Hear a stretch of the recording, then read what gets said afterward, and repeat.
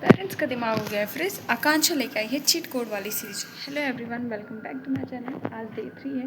10 day 10 question of UPSC GS paper 1 का। Let's see how we solve. तो आज का हमारा क्वेश्चन है, how are climate change and the sea level rise affecting the very existence of many island nations, discuss with example. So let's see how we solve. तो सबसे पहले हम लोग जानते हैं कि क्लाइमेट चेंज से होता क्या है। क्लाइमेट चेंज से ग्लोबली टेम्परेचर बहुत ज़्यादा इंक्रीज़ हो जाता है, और जब टेम्परेचर इंक्रीज़ हो जाता है तो जो हमारा ग्लेशियर है वो मेल्ट हो जाता है। ग्लेशियर मेल्ट होने की वजह से सी लेवल इंक्रीज़ हो जाता है।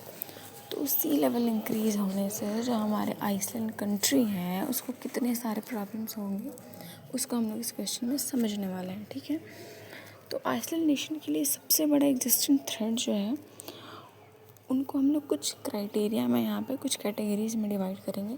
तो सबसे पहले आइए देखते हैं क्या है। सबसे पहला है physical improvement effect. Physical improvement effect का सबसे पहला सब टॉपिक है लैंड लॉस। तो सी लेवल बढ़ने से आइसलैंड धीरे धीरे कम हो जाता है, जहाँ पे रहने वाले लोगों के लिए जगह बहुत कम हो जाती है। तो ये बड़ा प्रॉब्लम है कि लैंड लॉस हो जाता है वहाँ के लोगों का। फिर दूसरा सब टॉपिक है कोस्टल इरोज़न।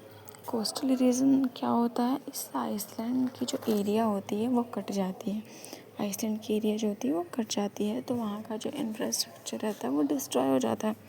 ये भी एक बहुत बड़ा रीज़न है। थर्ड जो इसका रीज़न है वो है सलाइन इंस्ट्रक्शन। सलाइन इंस्ट्रक्शन का हम लोग समझ सकते हैं कि जो सी होता है उसमें नमक वाले पानी सलाइन वाटर होता है, और जो लोग पीने के लिए पानी यूज़ करते हैं वो होता है फ्रेश वाटर। जब सलाइन वाटर में फ्रेश वाटर मिल जाता है तो फ्रेश वाटर भी ख़राब हो जाता है, पीने लायक नहीं होता। तो ये भी एक बहुत बड़ा थ्रेट है आइसलैंड कंट्री के लोगों के लिए।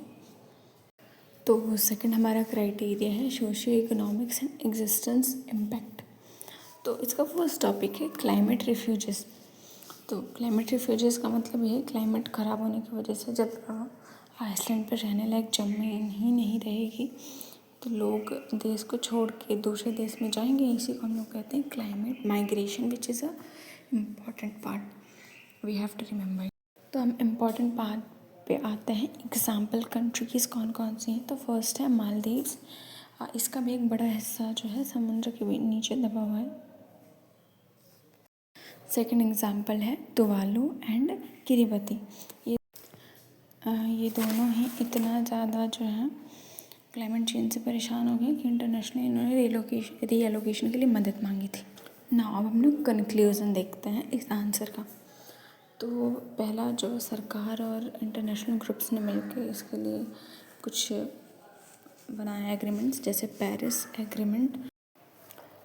तो Paris agreement basically carbon emission को रिड्यूस करने के लिए बनाया गया था। एंड द सेकंड जो हमारा बना था क्लाइमेट एडेप्टेशन फंड्स, जैसे कि जो नेशन सी लेवल बढ़ने से परेशान है वो लोग को प्रोवाइड करेंगे।